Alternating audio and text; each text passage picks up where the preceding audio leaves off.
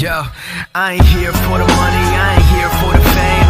Though it might be nice to own a jet plane, I'ma do it.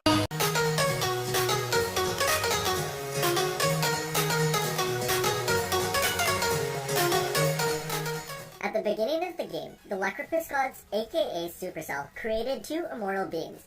The two immortal beings were blessed with incredible power and magic that they used to create an entire village, builders, and 10 new troops, including the 3 wizards. Then later, the two immortal beings used their magic to combine their powers and become the Grand Warden. The Lycanthropus gods began to notice just how powerful the Grand Warden was becoming, and they were afraid he would become too powerful.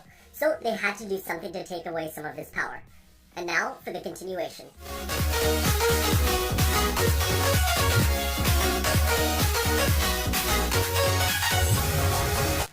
Before the Lycanthropus gods could do anything to nerf the Grand Warden, there was a problem within the village.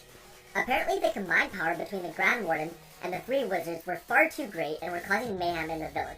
Whenever they got too close, their combined power would cause a massive earthquake that would destroy absolutely everything.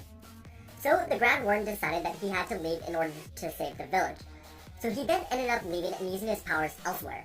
He left the village and randomly traveled for a few days, going whichever way the wind would blow him. Then one day, he finally came across some remote island. He decided this would be a good place for him to set up camp, since it had pretty much everything he needed. He figured he would have to rebuild the whole village, but this time he thought to himself that he wasn't going to make the same mistake twice, and only create the builder after the village was done. So this time, trying to think ahead, he decided that the first thing he would do is create a builder.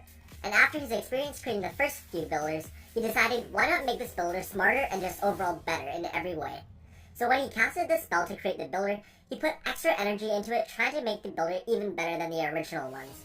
But what the Grand Warden did not realize was that when he left the village, he left behind part of himself. The main village was where he was able to draw most of his power from, and he didn't realize that. And now that he was a long ways away from home, he was not capable of casting any as powerful of spells. So his lack of power, mixed with trying to create an even better builder, ended up knocking him unconscious. Although, lucky enough, his spell ended up working and he was able to create a new, smarter builder. But the intense power from the Grand Warden's spell ended up putting the builder into a coma before he could have woken up. So for a very, very long time, the new builder and the Grand Warden just laid on their estranged island. Then finally, after some time, the Grand Warden finally wakes up. Unfortunately, the Master Builder still remains in his coma, so the Grand Warden is left to tend to him until he wakes up.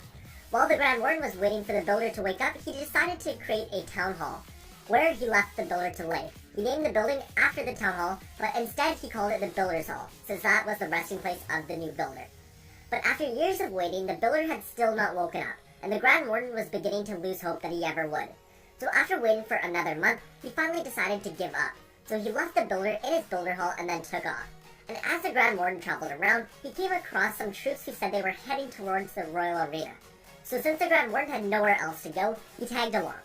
And when he got to the arena, in the middle of the battlefield, he saw the Ice Wizard and Electro Wizard both attacking each other.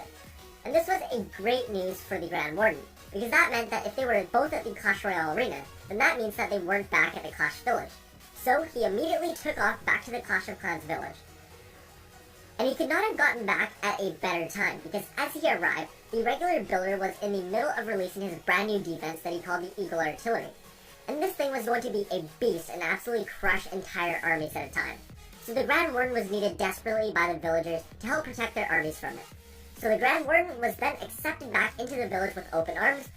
However, the Lycanthropus gods were not as welcoming. They still were not very happy about him running away from the village like that.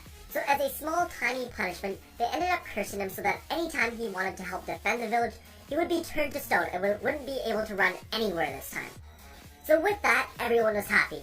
The villagers had a way to fight off the new OP Eagle Artillery, the Lycanthropus gods got their revenge, and the Grand Warden was back at home, close to his power source.